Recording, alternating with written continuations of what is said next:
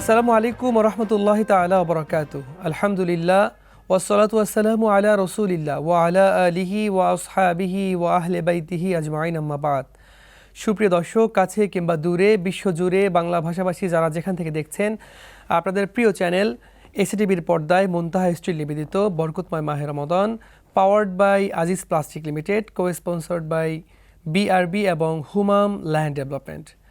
প্রিয় দর্শক, পুরো অনুষ্ঠান জুড়ে রয়েছি আমি আব্দুর রহমান হুসাইনি। আজকেও আমরা অত্যন্ত চমৎকার একটি জীবন ঘনিষ্ঠ বিষয় নিয়ে আলোচনা শুনব। চলুন আলোচনা শুরুতেই পবিত্র কোরআনুল কারীম থেকে তেলাওয়াত শুনে আসি। আউযু বিল্লাহি মিনাশ শাইতানির রাজীম। বিসমিল্লাহির রহমানির রহিম।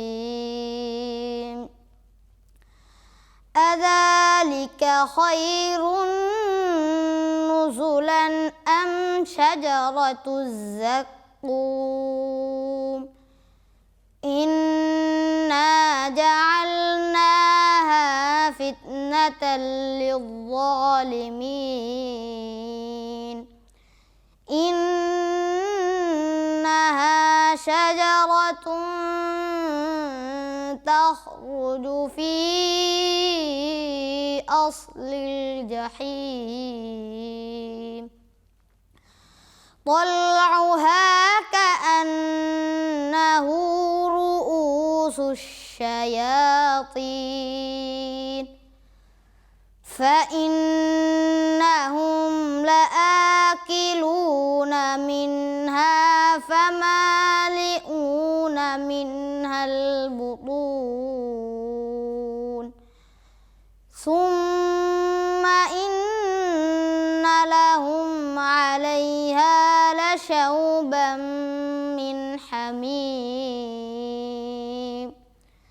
ثم إن مرجعهم لإلى الجحيم إنهم ألفوا آباءهم ضالين فهم على آثارهم يهرعون ولقد ضل قبلهم أكثر الأولين ولقد أرسلنا فيهم منذرين صدق الله مولانا العظيم। প্রিয় দর্শক, আমরা অত্যন্ত চমৎকার কণ্ঠে পবিত্র কোরআনুল কারীম থেকে তেলাওয়াত শুনলাম। এই পর্যায়ে সরাসরি আলোচনা চলে যাব। চলুন আমাদের আজকের দুজন অতিথির সাথে পরিচিত হয়ে নেই। আমার ডান পাশে রয়েছেন বিশিষ্ট ইসলামী চিন্তাবিদ, ইসলামিক স্কলার, মুফতি আবু হানিফ মাহমুদি। আসসালামু আলাইকুম ওয়া রাহমাতুল্লাহি ওয়া বারাকাতুহু। ওয়ালাইকুম আসসালাম ওয়া রাহমাতুল্লাহ। রয়েছেন আমার বাম পাশে মুহাম্মাদিয়া কাফেলা ঐক্য পরিষদ এবং মুহাম্মাদিয়া খানকা শরীফের প্রধান খাদেম আশিক রাসূল AR কামরুল ইসলাম। আসসালামু আলাইকুম ওয়া রাহমাতুল্লাহি ওয়া বারাকাতুহু। ওয়ালাইকুম আসসালাম ওয়া রাহমাতুল্লাহ। মোহতারাম, কেমন আছেন আপনারা? জি আলহামদুলিল্লাহ। আপনি কেমন আছেন? আলহামদুলিল্লাহ। প্রিয় দর্শক, আজকে আমরা আলোচনা শুনব আল্লাহ রসুলের মোহাব্বত, প্রেম, ভালোবাসা যে ঈমানের একটি অঙ্গ, এই বিষয় নিয়ে আজকে আলোচনা শুনব। প্রথমেই মুফতি আবু হানিফ মাহমুদি, আপনার কাছে জানতে চাইব, নবী প্রেম বলতে আসলে আমরা কি বুঝি, যদি আপনি বলতেন। আলহামদুলিল্লাহ ওয়া কাফা ওয়া সালামুন আলা ইবাদিল্লাযিনা ইসতাফা, আম্মা বাদ। আলহামদুলিল্লাহ, চমৎকার একটি আলোচনা। প্রত্যেকটা মুমিনের হৃদয়ে রাসূল প্রেম, রাসূলের প্রতি ভালোবাসা অপরিসীম, যেটার সীমা কখনো এটা করা যায় না। তো রাসূল প্রেম বলতে আমাদের সমাজে বা আমরা যেটা বুঝি বা ইসলাম যেটা বলে, রাসূল করিম সাল্লাল্লাহু আলাইহি ওয়াসাল্লামকে অবশ্যই তো হৃদয়ের গভীর থেকে ভালোবাসতে হবে এবং রাসূলুল্লাহ সাল্লাল্লাহু আলাইহি ওয়াসাল্লামের প্রত্যেকটা কাজ, আমাদের আদর্শ, আমাদের জীবনে, আমাদের কর্মজীবনে, আমাদের সমাজে, রাজনীতিতে, সব কিছুতে এটাকে বাস্তবায়ন করাটাই হচ্ছে মূলত রাসূল প্রেম। রাসূল প্রেমের বড় একটি উদাহরণ হচ্ছে আল্লাহ তাআলা নিজে কোরআনে কারিমে অসংখ্য জায়গায় বলেছেন, ইয়া আইয়ুহাল্লাযীনা আমানু, হে ঈমানদারগণ, আতিউ আল্লাহ ওয়া আতিউ রাসূল, বারবার বলেছে আল্লাহর অনুগত্য এবং রাসূলের অনুগত্য করো। রাসূলের অনুগত্য করা এখানে বোঝানো হয়েছে রাসূল করিম সাল্লাল্লাহু আলাইহি সাল্লামের তার 63 বছরের জীবনে এবং উনি তার যে নবুয়তের 23 বছর ছিলেন, ওনার প্রত্যেকটা কর্মকাণ্ড, প্রত্যেকটা কাজ উনি যেভাবে করতে বলেছেন, যেভাবে চলেছেন, এইভাবে রাসূলুল্লাহ সাল্লাল্লাহু আলাইহি ওয়াসাল্লামকে আদর্শভাবে মেনে চলাটাই হচ্ছে রাসূল প্রেম। জি, আবারও আসবো আপনার কাছে। এ আর কামরুল ইসলাম ভাই, আপনার কাছে জানতে চাইবো যে রাসূলের প্রেম, মহব্বত, ভালোবাসা হৃদয়ে লালন করার জন্য আসলে আমাদের কি কি আমল করা উচিত? জি, ধন্যবাদ। আসসালামু আলাইকুম রহমতুল্লাহ বরকাতু। রসুল পাক সাল্লাল্লাহু আলাইহি ওয়াসাল্লামকে ভালোবাসতে হলে রসুল পাক সাল্লাল্লাহু আলাইহি ওয়াসাল্লামের যে সুন্নতগুলো, যে হুকুমতগুলো, এই হুকুমতগুলো, এই সুন্নতগুলো পালন করতে হবে। বিশেষ করে রসুল পাক সাল্লাল্লাহু আলাইহি ওয়াসাল্লাম যে নির্দেশনাগুলো দিয়ে গিয়েছিলেন, রসুল পাক সাল্লাল্লাহু আলাইহি ওয়াসাল্লামকে ভালোবেসে সাহাবায়ে রাসসাহাবিকান নাজুম হয়েছেন, উজ্জ্বল নক্ষত্র হয়েছেন। এই ভালোবাসাটা কি?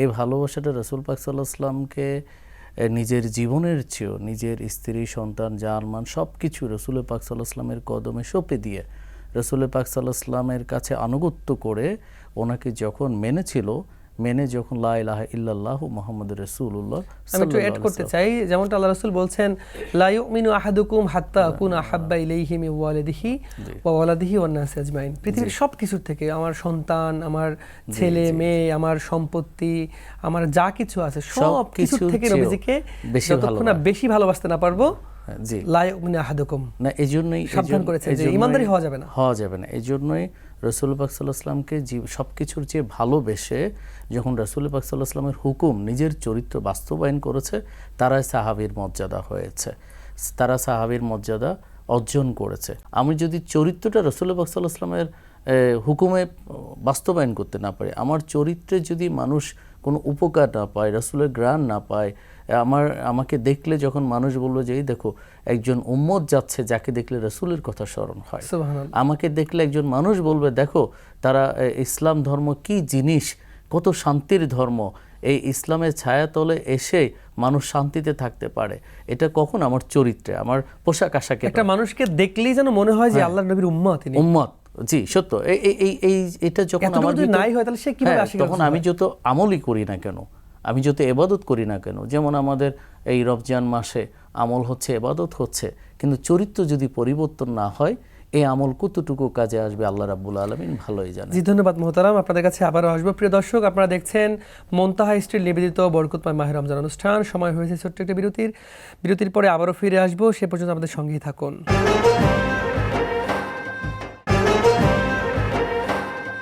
প্রিয় দর্শক, বিরতির পরে আবারও স্বাগত জানাচ্ছি মুনতাহা স্টিল নিবেদিত বরকতময় মাহে রমজান অনুষ্ঠানে। আমরা শুনছিলাম আল্লাহ রসুলের প্রেম, ভালোবাসা, ইমানের অঙ্গ, এই বিষয় নিয়ে আলোচনা। জি মোহতারাম আবু হানিফ মাহমুদি, আপনার কাছে আবারও জানতে চাইবো, আল্লাহ রসুলের প্রেম, ভালোবাসা, মোহাব্বতের জন্য দরুদ শরীফের গুরুত্ব অপরিসীম আমরা জানি। তো আমরা আসলে সেক্ষেত্রে আসলে কিভাবে রাসূলের প্রেম, ভালোবাসা, রাসূলের সাথে একটা সম্পর্ক তৈরি করার জন্য আমল করব, যদি বলতেন আপনি। আলহামদুলিল্লাহ, প্রত্যেকটা মুমিন এবং প্রত্যেকটা মুসলিমের হৃদয়ে রাসূলের প্রেম, ভালোবাসা অবশ্যই আছে। সেটাকে আরও বেশি জাগ্রত করার জন্য বেশি বেশি দুরূদ সাল্লাল্লাহু আলাইহি সাল্লাম, বা আমরা যেই দুরূদ শরীফটা পড়তে পারি, আল্লাহুম্মা সাল্লি আলা মুহাম্মাদ অথবা আল্লাহুম্মা সাল্লি আলা মুহাম্মাদিন নবিয়্যিল উম্মি। হাদিস শরীফের ভিতরে আসছে, যদিও আমরা এখন এখানে বসা, এসএটিভির পর্দায় বসা, কিন্তু আমরা যখনই দুরূদ শরীফ পড়তেছি, হাদিস শরীফের ভিতরে আসে ইউবাল্লিগুনানি, জি, একদল ফেরেশতা সারা পৃথিবীতে বিচরণ করতেছে, যখনই কেউ দুরূদ শরীফ পড়ে সাথে সাথে এটা মদিনায় নবীজির রওজা মোবারকের কাছে পৌঁছায় দেওয়া হয়। সুবহানাল্লাহ। তো এই জন্য ব্যক্তিগত আমাদের বুজুর্গ বা আমাদের আকাবির ওলামায়ে কেরাম বলেন যে বেশি বেশি কেউ যখন দুরূদ শরীফ বেশি বেশি পাঠ করে, তখন রাসূলুল্লাহ সাল্লাল্লাহু আলাইহি ওয়াসাল্লাম এটা জানে যে আমার ওই উম্মত তো সারাদিন সকালে 1 ঘন্টা, যেমন আমি ছোট্ট করে একটা ঘটনা বলি, কিতাবের ভিতরে আসছে বুজুর্গদের, যে এক লোক, ওনার কাছে এক বাদশা ছিলেন ইহুদিদের সময়, তো ওনার কাছে আসছে যে আমি তো আপনার কাছে আসছি, তো রাসূল সাল্লাল্লাহু আলাইহি ওয়াসাল্লাম বলছেন আমি তো করজে আছে, আমাকে কিছু টাকা আপনাকে দিতে বলছেন, নবীজি বলছেন। তো বলছে নবীজি তো পৃথিবীতে নাই, তো তোমাকে নবীজি কীভাবে বলতেন? নবীজি আমাকে স্বপ্নে বলছেন যে আমার কাছে আসতে বলতেছেন। তখন তো উনি বললেন যে নবীজি কী বলছেন? তো তুমি যাও, যে বলবে যে আমার অমুক, আমার আব্দুল্লাহকে বলবা, আমার হামিদকে বলবা, আমার আব্দুল হামিদকে বলবে। অটোমান সাম্রাজ্যের একজন বাদশা ছিলেন। জি জি জি, এটা মানে এই ঘটনা অনেকভাবে আসছে। তো প্রতিদিন তিনি রাত্রেবেলা দুরূদ শরীফ পাঠ করে, কেন সে কালকে রাতে দুরূদ শরীফ না পড়েই ঘুমিয়ে গেলেন, আর তার কাছে যে বলবে যে সে যেন তোমার টাকা করজ হাসানাটা করজ পরিশোধ করে দেয়। তো তার মানে বোঝা গেল যে আমরা যখন বেশি বেশি দুরূদ পড়ি, বেশি বেশি দুরূদ পড়ার দ্বারা রাসূল সাল্লাল্লাহু আমাদেরকে স্মরণ করেন সবসময়। অবশ্যই আমরা সবাই আল্লাহকে পাইতে চাই, রাসূলকে ভালোবাসা বা আমরা যে ইবাদতগুলো করি আমাদের মূল মাকসাদ কিন্তু আল্লাহকে সন্তুষ্টি করা, এটাই হচ্ছে মূল মাকসাদ। হচ্ছে একটু বলি, সেটা হচ্ছে রাসূলকে ভালোবেসতে যায় যে এটা যেন শিরিকের পর্যায়ে না পড়ে যায়। যে আমাদের দেশে কিন্তু এমন হয়, রাসূলকে ভালোবাসতে বলছে এরকম বলে যে হাবিবের দয়ায় হয়েছে, হাবিব করেছেন, এরকম অনেকে বলে, অনেক শ্রেণীর মানুষ, যেটা শিরকি পর্যায়ে না হয়ে যায়। যেমন আমরা যারা ওমরায় গেছি, হজে গেছি, আমরা যখন দেখছেন যে যখন আমরা নবীজি রোজার পাশে সালাম দিতে যাই, তো অনেকে আমরা দেখি এরকম হাত তোলে, তখন কিন্তু ওইখানকার যারা গার্ড থাকে তারা কিন্তু বের করে দেয় যে না, তোমরা একমাত্র চাইবে আল্লাহর কাছে। তো আল্লাহ তাআলা কোন কি বলছে, কুল ইন কুনতুম তুহিব্বুনাল্লাহা ফাত্তাবিউনি ইউহিব্বুকুমুল্লাহ, কেউ যদি আমি রবের ভালোবাসা চাই এবং আমি রবের কাছে ক্ষমা চাই, এক ফিরলাকুম গুনাহ থেকে মুক্তি চাই, তাহলে সে যেন আপনি তাদেরকে জানাই দেন তারা যেন আপনি নবী মুহাম্মদ রাসূলুল্লাহকে জীবন থেকে বেশি ভালোবাসে, অনুসরণ করে। এই জন্য অবশ্যই রাসূলুল্লাহ সাল্লাল্লাহু আলাইহি ওয়াসাল্লামকে আমাদেরকে প্রত্যেকটা ক্ষণে প্রত্যেকটা মুহূর্তে আমাদেরকে ভালোবাসতে হবে, এবং ভালোবাসার মাত্রাটা এমন হবে যেটা উনি বলতেছিলেন, ভাই বলতেছিলেন যে নিজের জীবনের চাইতে, যে হাদিসটা আপনি বললেন একটু আগে, লা ইউমিনু আহাদুকুম হাত্তা ইয়াকুনা, পৃথিবীর সব কিছুর চাইতে, যে আমার পৃথিবী এক পাশে আর আমার রাসূলের ভালোবাসা এক পাশে। জি, ধন্যবাদ মোহতারাম, আপনার কাছে আবার আসবো। কামরুল ইসলাম ভাই, আপনার কাছে জানতে চাইবো, আল্লাহ রাসূলের প্রেম, ভালোবাসা, মহব্বত এটা যেন শুধু মুখেই না হয়। যেমনটা ভাই বললো, এক শ্রেণীর মানুষ রয়েছে যারা মুখেই শুধু বলবে আমি আশিকে রাসূল, রাসূলের প্রেম ভালোবাসা সে নিজেকে উজাড় করে দিতে চায়, কিন্তু দেখবেন তার মধ্যে সুন্নাত নববীর আদর্শ নাই, দাড়ি নাই, টুপি নেই, পাঞ্জাবি নেই, নামাজ নেই, বা ইসলামিক তাহজিব তামাদ্দুন পরিপূর্ণভাবে তার মধ্যে নেই। সেই ক্ষেত্রে আসলে ওনার জন্য আপনি কি বলবেন? ধন্যবাদ। আসলে রাব্বুল আলামিন পবিত্র কোরআন ও হাদিসের আলোকে বিভিন্ন জায়গায় বলেন যে আল্লাহ হচ্ছেন রাব্বুল আলামিন, রাসূল হচ্ছে রাহমাতাল লিল আলামিন। সুবহানাল্লাহ, সুবহানাল্লাহ। আল্লাহ রব্বুল আলামিন যতখানি জায়গার রব, আল্লাহ সৃষ্টি জগতের রাহমাতুল লিল আলামিন ততখানি জায়গা, ততটুকু রহমত রাসূল পাক সাল্লাল্লাহু আলাইহি ওয়াসাল্লাম। আপনি যদি দেখেন নামাজে প্রত্যেকটি জায়গায় রাসূল পাক সাল্লাল্লাহু আলাইহি ওয়াসাল্লাম, পবিত্র কোরআন যে নাজিল হয়েছিল, এই কোরআন কিন্তু রাসূল পাক সাল্লাল্লাহু আলাইহি ওয়াসাল্লামকে রাব্বুল আলামিন বলছেন, হে হাবিব আপনি কি দেখেন না, আপনি শুনেন না, আপনি জানেন, আপনি দেখেন, আপনি এইভাবে বিভিন্ন কোরআনের আয়াতগুলো নাজিল হয়েছিল।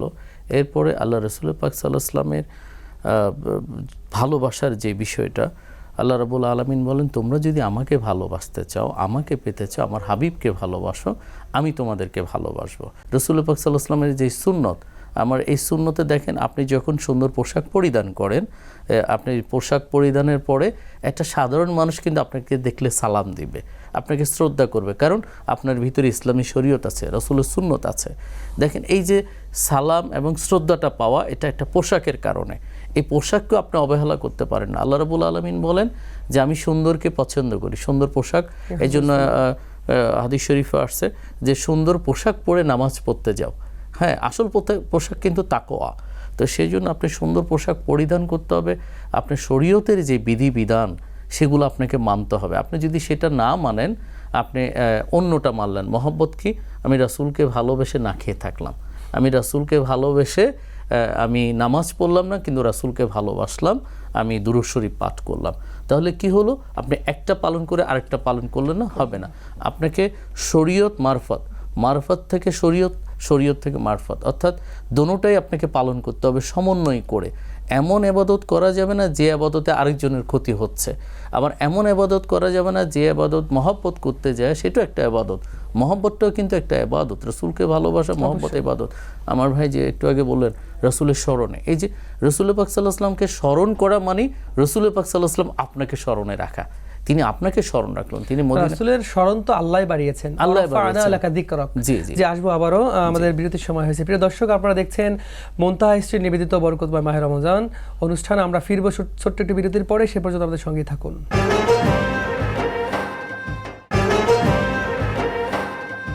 প্রিয় দর্শক, বিরতির পরে আবারও স্বাগত জানাচ্ছি মুনতাহা হিস্ট্রি নিবেদিত বরকতময় মাহে রমজান অনুষ্ঠান, powered by Aziz plastic limited, co-sponsored by BRV এবং হুমাম ল্যান্ড ডেভেলপমেন্ট।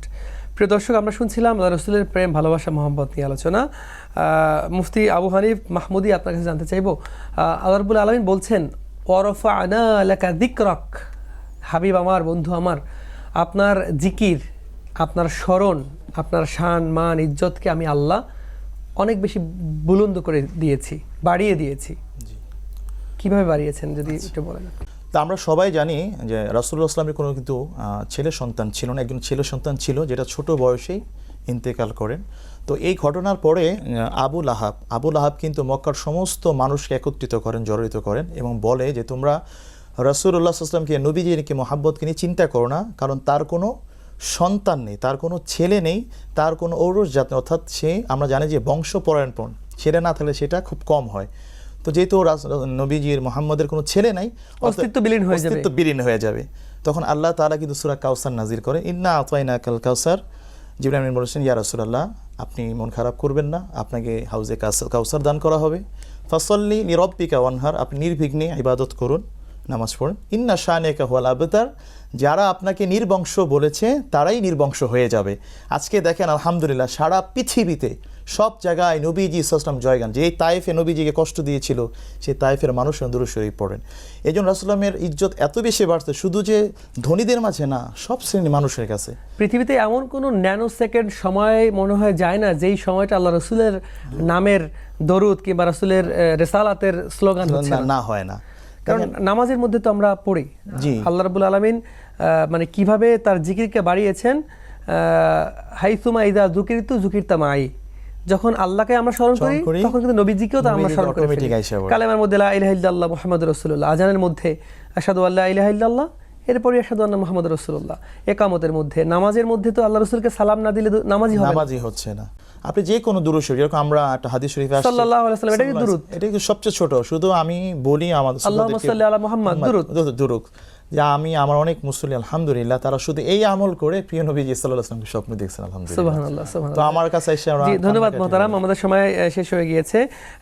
আমরা একদম ছোট্ট পরিসরে জানতে চাই কামরুল ইসলাম সাহেব আপনার কাছে, যে আল্লাহ রাসূলকে স্বপ্নে দেখার জন্য কিংবা যেমনটা বললেন যে রাসূলের যেই জীবন আদর্শ, এই বিষয় নিয়ে যদি একটু বলেন যে কি আমল করলে আমরা নবীজির স্বপ্নে দেখতে পারবো। আসলে রাসূল পাক সাল্লাল্লাহু আলাইহি ওয়াসাল্লামকে এই যে কথাটা উঠে এসেছিল মহব্বত, হ্যাঁ, এবং ইবাদতের মাধ্যমে। তো একটা মানুষ, আমার একটি উক্তি আছে যে শব্দটি হৃদয়ের না, সেটা আরেকটা হৃদয়কে আঘাত করতে পারে না। অর্থাৎ আপনি যদি কাউকে হৃদয় দিয়ে ভালোবাসেন, এই ভালোবাসাটা আপনার বাহ্যিক পোশাক আশাকে রূপ নেবে। কারণ আপনি যদি কাউকে মহব্বত করেন, সেটা যদি ভিতরে করেন প্রকৃতপক্ষে একদম খাঁটি হৃদয়ে করেন, তাহলে আপনার চরিত্রের মধ্যে ফুটে উঠবে। তো একটা মানুষ যখন রাসূল পাক সাল্লাল্লাহু আলাইহি ওয়াসাল্লামের মহব্বতে দুরূদ শরীফ পাঠ করবে, ইবাদত করবে, রাসূলের সুন্নাহ পালন করবে, তখন সে যখন নফল ইবাদতগুলো করবে, রাসূলের প্রেমে মশগুল থাকবে, রাসূলকে পাওয়ার আকাঙ্ক্ষা থাকবে, তার দিদার নসিব করার জন্য।